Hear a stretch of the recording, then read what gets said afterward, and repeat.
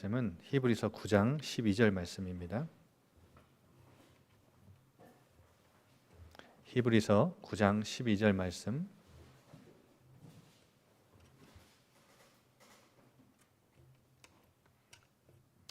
우리 한 절 다 같이 한 목소리로 합독하겠습니다. 염소와 송아지의 피로 하지 아니하고 오직 자기의 피로 영원한 속죄를 이루사 단번에 성소에 들어가셨느니라. 아멘.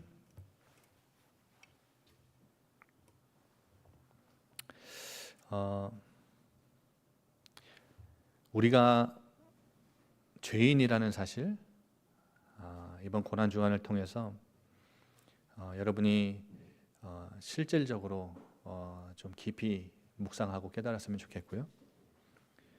어제는 우리가 함께 말씀 나누면서 그 죄의 결과가 어떠한지 함께 말씀을 나눴죠.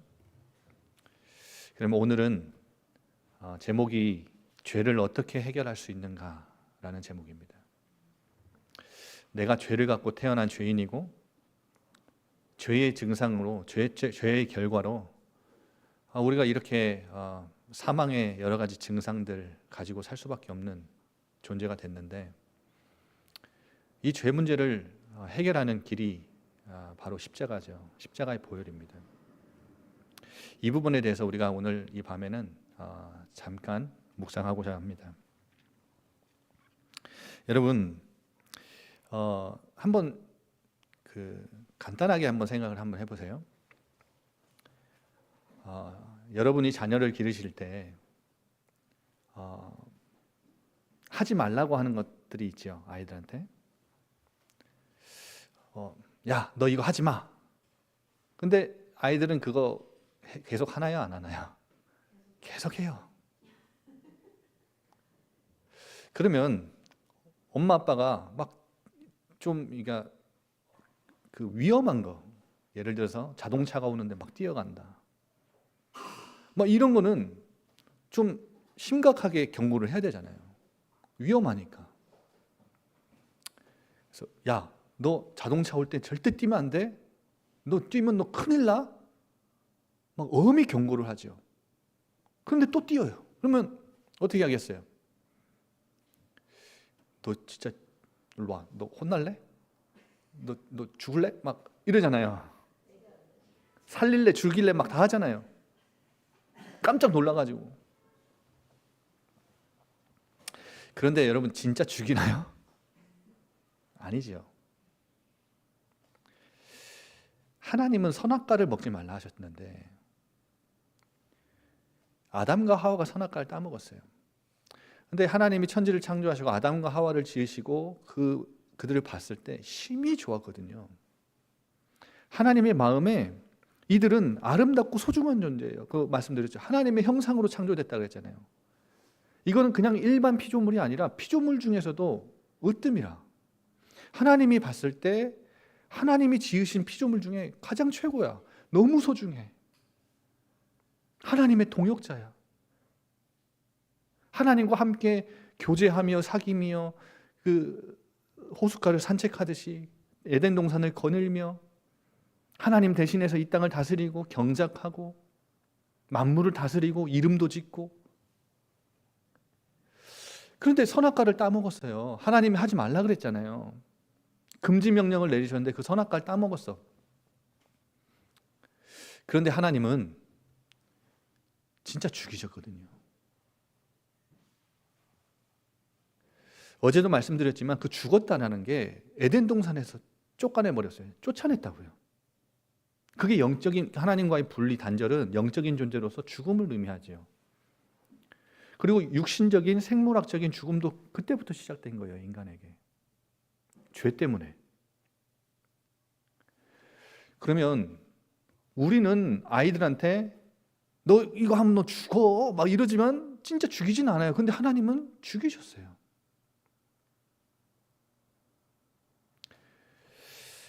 왜 하나님은 우리 부모님들과 같이 우리 자녀를 죽이셨을까요? 왜 그 죄를 간과하지 않으셨을까요?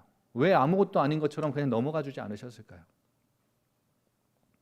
생각해 볼 만하죠. 아니 하나님 한 번쯤은 그냥 그냥 너 한 번 봐줄게.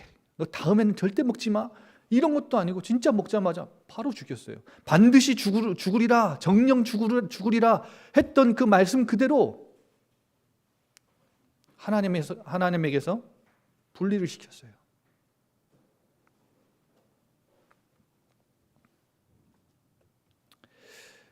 우리가 신앙생활하면서 이 하나님을 굉장히 잘 알아야 돼요.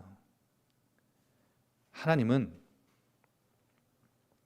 십자가에서 우리의 죄를 다 해결해 주신, 예수님의 보혈로 다 해결해 주신 은혜의 하나님이시죠. 사랑의 하나님이에요. 그런데 동시에 우리 하나님은 공의의 하나님이에요. 정의의 하나님.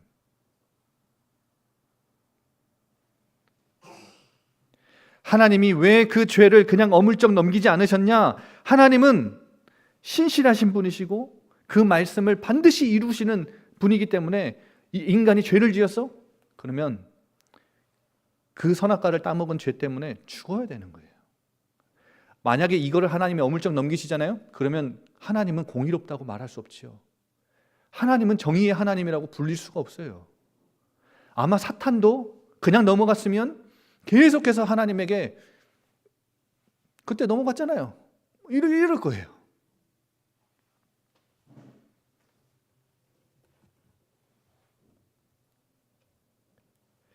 여러분, 이스라엘 민족을 한번 보면요. 이스라엘 민족이 죄를 지었을 때도 하나님이 그 죄를 어떻게 해결하는지 방법을 알려주셨거든요. 오늘 왜 하나님은 이 죄를 간과하지 않으셨는지를 한번 살펴보려고 해요. 이스라엘 민족은 거룩한 백성 제사장 나라입니다. 출애굽기 19장 6절에 보면 광야에 하나님이 건져내시고 이제 광야를 걷다가 시내산이라는 곳에서 이제 이스라엘 민족을 이제 산으로 불러서 거기서 언약을 맺으세요. 이때 맺은 언약이 이스라엘과 하나님이 맺은 최초의 언약입니다. 근데 이 시내산 언약을 맺을 때 이스라엘 민족에게 이렇게 말씀하세요. 이스라엘 민족은 제사장 나라요 거룩한 백성이다. 이들의 정체성이 이스라엘의 정체성이에요. 그러니까 이 말은 좀 쉽게 풀어 말씀드려 보면 이 세상 민족들, 다른 민족들과는 다르게 구별된 백성이라는 거예요. 거룩한 백성이라는 건. 하나님은 거룩하신 분이기 때문에 그 하나님을 섬기고 하나님의 부르심을 받은 백성이라는 거예요. 거룩한 백성. 그리고 제사장 나라라는 것은 무슨 말이냐면 이 세상, 하나님 떠난 이 세상으로 하여금 하나님 앞에서 제사장의 역할을 하는 나라라는 거예요. 그러니까 한마디로 다른 민족들과는 하나님이 부르신 목적이 달라요. 그러면 이들에게 거룩한 백성이고 거룩하신 하나님을 섬기는 자들이기 때문에 이 거룩이라는 것을 늘 지향하고 살아야 돼요. 그리고 정결이라는 것을 늘 유지하며 살아야 돼요. 그래서 하나님이 주신 게 율법과 규례와 율례입니다. 계명입니다. 여러분, 우리나라에 헌법보다 높은 사람이 있나요? 없지요. 그러니까 우리 대한민국이라는 나라가 올바르게 안전하게 국민들과 모든 사람들이 다 같이 살려면 대한민국이 되려면 헌법이 있어야 돼요. 그 법 위에는 어떤 것도 군림하지 못하지요. 하나님의 백성이 거룩하신 하나님을 섬기는 거룩한 백성으로 살려면 법이 있어야 돼요. 그게 바로 율법이에요. 근데 그 율법의 가장 중요한 요소가 뭐냐면 너네 거룩해야 돼. 그리고 정결해야 돼. 이거는 거룩한 게 아니고 부정한 거야. 이건 죄야. 이거는 부정결한 거야. 이걸 하나님이 다 선을 그어 주셨어요. 다 규정을 제정해 주셨다고요.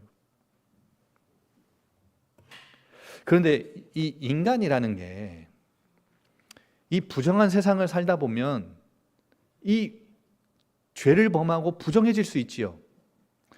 그럼 이스라엘 민족도 마찬가지예요. 부정할 수 있지요. 부정결에 노출될 수 있고 오염될 수 있어요. 그러면 그것을 어떻게 회복해야 될지를 하나님 또 그것도 알려주셨어요. 규례를 알려주셨어요. 은혜죠. 근데 구약에서 나중에 우리가 한번 이제 찬찬히 하나씩 보겠지만, 구약에서 이스라엘 민족에게 이 거룩을 다시 회복하고 정결을 회복할 수 있는 율법을 주셨는데 그게 바로 5대 제사입니다. 5대 제사.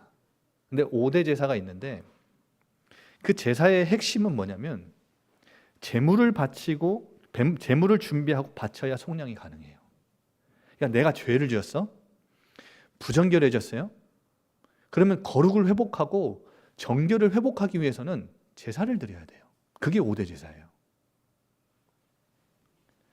여러분 레위기서 한번 보실래요? 레위기서.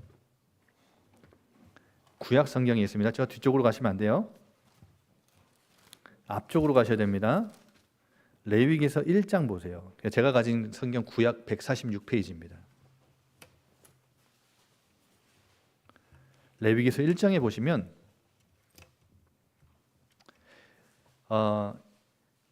5대 제사 중에 번제를 볼 거예요. 근데 이 번제만 봐도 이 하나님이 제사를 드리는 데 가장 중요하게 보시는 것들이 나와요. 자, 보십시오. 1장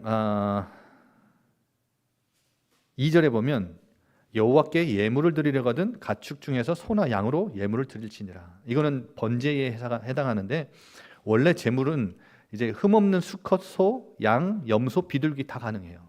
이게 번제에서 그렇게 가능하죠. 근데 아무 동물이나 드리는 게 아니라 3절 보세요. 흠없는 수컷으로 드려라. 그렇게 돼 있죠.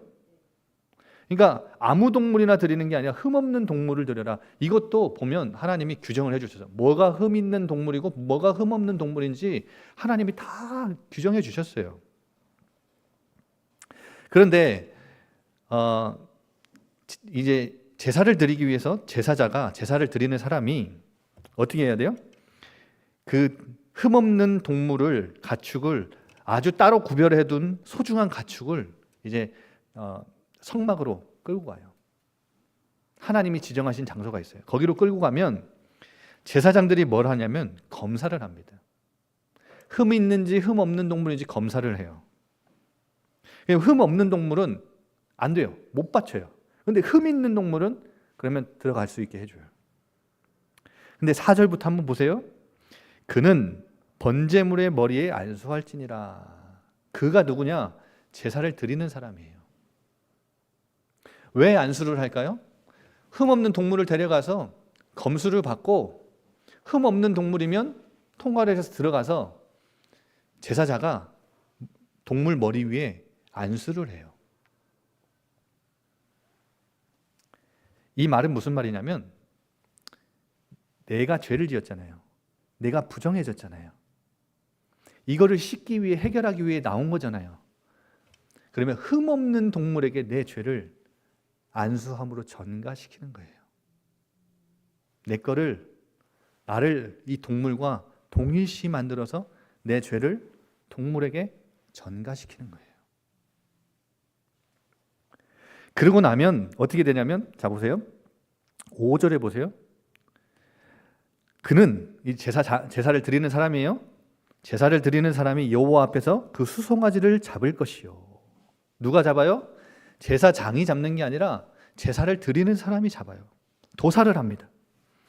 그러면 도살을 하면 뭐가 나와요? 피가 나오죠. 이 피를 제사장에게 주면 제사장이 제단 사방에 뿌려요. 그러니까 제사를 드리는 사람과 제사장의 역할이 딱 확실히 구분되어 있죠. 그러면 여러분 생각해 보세요. 그 소를 잡는 사람이 그 편해요? 피를 뿌리는 사람이 편해요? 그러니까 예배는 그 목사님이 다 드려주는 줄 알았는데 제가 드려주는 게 아니에요. 여러분이 드리는 거예요. 자 보세요. 제사장은 피를 뿌리고 그 다음에 나는 6절에 보면 그는 이제 제사를 드리는 사람이에요. 또 번제물에 뭘 벗겨요? 가죽을 벗기고 각을 떠요. 그러면 이거를 7절에 제사장 아론의 자손들은 제단 위에 불을 놓고 불 위에 나무를 벌려놓고 그 각든 머리와 기름을 제단 위에 불 위에 있는 나무 위에 다 버려놓는 거예요. 그러니까 제사를 드리는 사람은 가죽을 벗기고 각을 뜬다면 그거를 제사장에게 드리고 제사장은 장작 위에 이것들을 올려놓는 거죠. 그리고 9절에 보세요. 내장과 정강이를 물로 씻을 것이요. 누가 해요? 제사를 드리는 사람이 이걸 해요. 그러면 이거를 물로 씻은 내장과 정강이를 제사장에게 드리면 제사장은 아까 뭘 올려놨죠? 각든 머리와 고기들을 올려놨죠? 장작 위에. 그 위에다가 내장과 정강이를 물로 씻은 거를 위에 올려요. 고기 위에 올려요. 그리고 불로 태웁니다. 9절에 이는 화제라 여호와께 향기로운 냄새니라. 하나님이 흠향하셔요.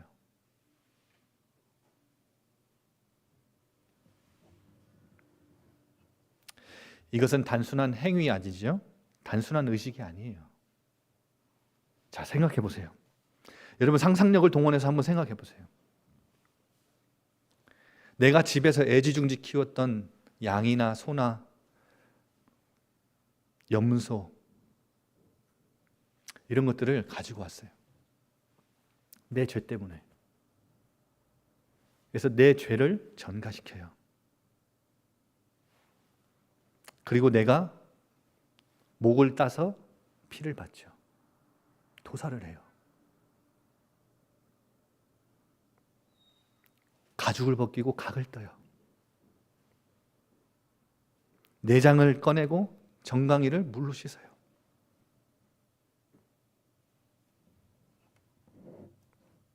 머리끝부터 발끝까지 제사를 드리는 사람은 어떻게 되겠어요?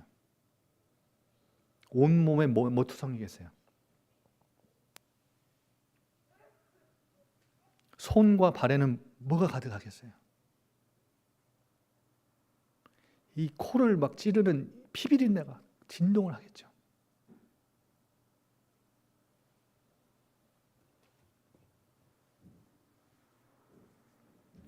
죄의 싹은 사망이에요. 사망 아니면 죽음 아니면 내 죄를 내 부정결을 해결할 수 있는 길이 없어요. 그래서 이 사람은 제사장은 제사를 드리는 사람은 이렇게 온몸에 피비린내가 나는 이 처절한 경험을 하고 나서 보세요. 이 죄 때문에 내가 죽었어야 되는데 내 죄를 전가시켰잖아요. 제사를 드리러 갈 때는 같이 둘 다 살아 있었는데 동물은 죽고 나는 혼자 살아서 돌아와요.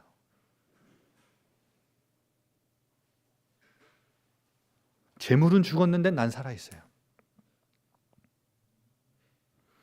본질상 진노의 자녀였던 내가 그 제단 위에 올라가서 하나님의 진노와 저주와 심판을 당해야 마땅한 것인데, 내가 거기에 올라가서 죄값을 치러야 마땅한 것인데 나 대신 흠없는 동물이 죽었어요. 이 끔찍한 경험, 이 처절한 경험을 통해서 이 제사를 드리는 사람은 뭘 느끼겠어요?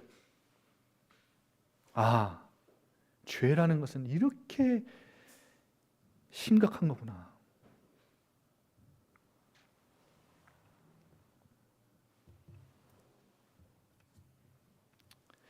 여러분, 이게 바로 누구를 가리키냐면 십자가에 달리신 예수 그리스도를 가리켜요. 이건 모형 그림자예요. 실체가 있어요. 흠 없는 동물은 누구를 가리키죠? 죄 없으신 예수 그리스도. 흠이 없다는 것은 예수님은 죄를 갖고 태어나신 분이 아니라 의인이에요. 예수님만 의인이에요. 남자의 씨가 없어요. 그분만 죄를 짓지 않으셨어요. 그분이 어디에 달리셔야 돼요? 십자가에 달리시러 이 땅에 오신 거예요. 요한복음 1장 29절에 세례 요한이 예수님을 보고 뭐라고 하죠? 보라, 세상 죄를 지고 가는 하나님의 어린 양이로다. 예수님이 십자가에 달리기 전에 유다의 배반으로 잡혀가시고 종교 지도자들에게 밤새 신문을 당하셨어요. 그 피곤함 속에서 이제는 종교 지도자들이 누구에게 고발을 하냐면 본디오 빌라도에게 고발을 해요. 이 빌라도가요, 예수님을 데려다가 재판을 하는데요. 어떻게 재판은? 빌라도가 봤을 때 예수님에게는 죄가 없어요. 그래서 예수님을요 풀어주려고 했거든요. 빌라도는 예수님을 풀어주려고 몇 번이나 기회를 줬어요. 이때 당시는 명절이라 가지고 명절 때는 또 사면권이 있거든요. 그 총독에게는. 그래서 사면권을 가지고 있는 빌라도가 사면을 하려고 사면 명단에 예수님의 이름도 올려요. 예수님은 그 앞에서 뭔가 빌라도의 말에 적극적으로 자신을 변호하시면서 변명을 하셨으면 예수님은 정시범으로 몰려서 로마의 사형틀에 십자가에 못 박히지 않으실 수 있었어요. 그런데 예수님은 빌라도 앞에서 잠잠하시죠. 아주 조용하세요. 그리고 십자가를 치세요. 왜 잠잠하셨을까요? 이사야서 53장 7절에 보면 이런 말씀이 있어요. 예수님 오시기 700년 전에 있었던 선지자가 이렇게 예언을 했어요. 메시아가 오시면 어떤 순환을 당해야 될지 이렇게 정확하게 예언하셨다고요. 그가 곤욕을 당하여 괴로울 때에도 그의 입을 열지 아니한다. 마치 도수장에 끌려가는 어린 양과 같이 털 깎는 자 앞에서 잠잠한 양과 같이 잠잠하게 끌려간다. 예, 하나님의 어린 양으로 오신 예수님이 그 로마의 사형틀 십자가 제단 위에 자기가 피를 흘리시기까지 어린 양으로서 잠잠하게. 제자들이 볼 땐 놀랍죠. 여러분 이상하지 않아요? 예수님 공생의 기간 동안에는 종교 지도자들 앞에서요 못하시는 말이 없었어요. 얼마나 당당했다고요. 종교 지도자들이 한 말도 못하고 아무 말도 못하고 막 부끄럽게 만드셨다니까요. 그런데 예수님이 빌라도 앞에서는 아무 말을 못해요. 끌려다니는 도살장에 끌려가는 어린 양같이. 왜 그러셨냐? 어린 양으로 오셨기 때문에 그래요. 흠없는 동물, 구약 성경에 이스라엘의 죄를 사해주는 그 수많은 동물들을 죽여야, 반복적으로 죽여야 하는 그 동물 제사, 그 흠없는 동물이 누구를 가리키냐? 예수님을 가리키기 때문에 예수님이 흠없는 어린 양으로 이 땅에 오셨기 때문에. 그래서 동물을 어디 위에 죽였다고요? 구약 시대의 이스라엘 민족 제사를 드릴 때 어디 위에 죽였다고요? 제단 위에. 그 제단이 바로 십자가입니다.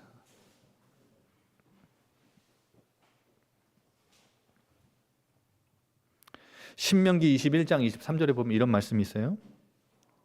나무에 달려 죽는 자는 하나님의 저주를 받을 자다. 그래서 유대인들과 특히 바울 같은 인물이 예수님이 그리스도라는 사실, 하나님의 아들이라는 사실을 안 믿었던 이유가 이 말씀 때문이에요. 나무에 달려 죽은 사람들은 다 하나님 저주를 받은 사람인데 메시아가 이 땅에 오셔서 그리스도가 십자가에 달려 돌아가셨다고? 그러니까 안 믿은 거예요. 그런 말 하는 크리스찬들 핍박한 거예요. 그런데 예수님은 실제로 하나님의 저주를 어디서 감당하셨어요? 십자가에서 나무에 달려 담당하셨어요. 그런데 그 저주가 예수님이 받아야 마땅한 저주가 아니라 내가 받아야 되는 저주라고요.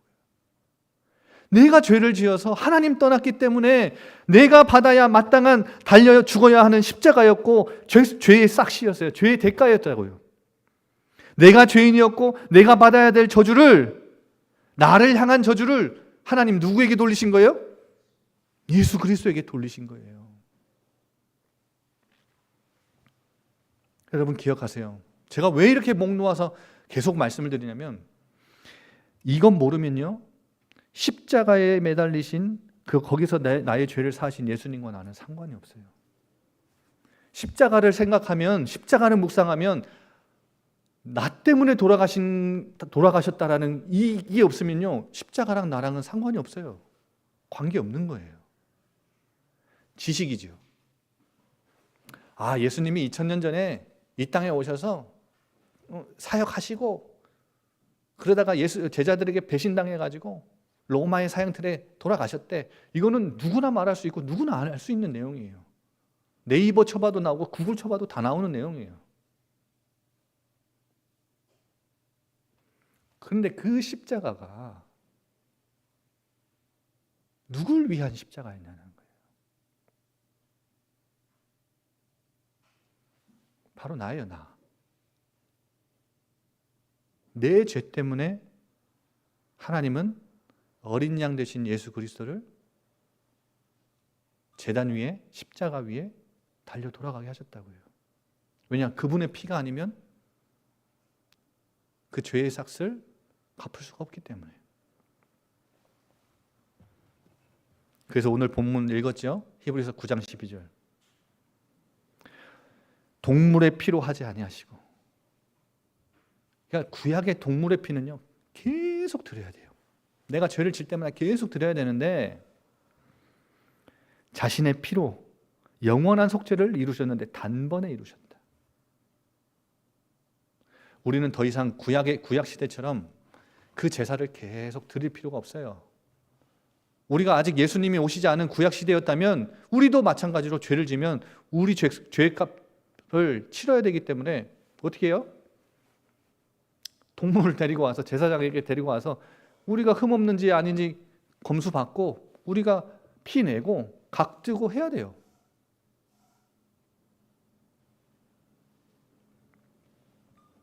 그런데 예수님이 오셔서 그 형식과 틀은 다 끝내셨어요. 율법의 형식과 틀은 다 끝내셨어요. 그런데 그 율법이 가리키는 예수 그리스도, 그분을 통해서 우리는 영원한 속죄를 얻는 거예요. 그분은 단번에 십자가에서 끝내셨어요. 모든 죄, 우리의 죄를.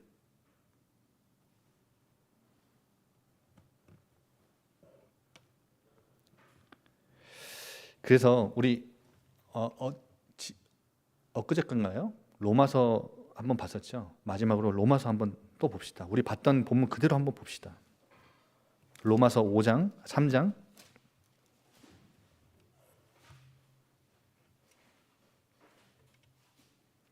로마서 3장 23절부터 26절까지. 우리 한번 같이 천천히 읽어볼까요? 시작. 모든 사람이 죄를 범하였음에 하나님의 영광에 이르지 못하더니 그리스도 예수 안에 있는 속량으로 말미암아 하나님의 은혜로 값없이 의롭다 하심을 얻은 자 되었느니라. 이 예수를 하나님이 그의 피로써 믿음으로 말미암는 화목제물로 세우셨으니 이는 하나님께서 길이 참으시는 중에 전에 지은 죄를 간과하심으로 자기의 의로우심을 나타내려 하심이니 곧 이때에 자기의 의로우심을 나타내사 자기도 의로우시며 또한 예수 믿는 자를 의롭다 하려 하심이라. 아멘. 아까 말씀드렸죠? 왜 하나님이 인간이 지은 죄를 간과하지 않으셨냐? 하나님은 공의의 하나님이기 때문에. 그런데 오늘 25절에 보면 전에 지은 죄를 간과하셨다 그랬죠? 자기의 의, 공의를 나타내시기 위해, 정의를 나타내시기 위해. 그런데 그 앞에 보면 그 지은 죄를 어떻게 간과하셨냐? 어떻게 넘어가셨냐? 이 예수를 하나님이 그의 피로써 믿음으로 말미암는 화목제물로 세우셨으니.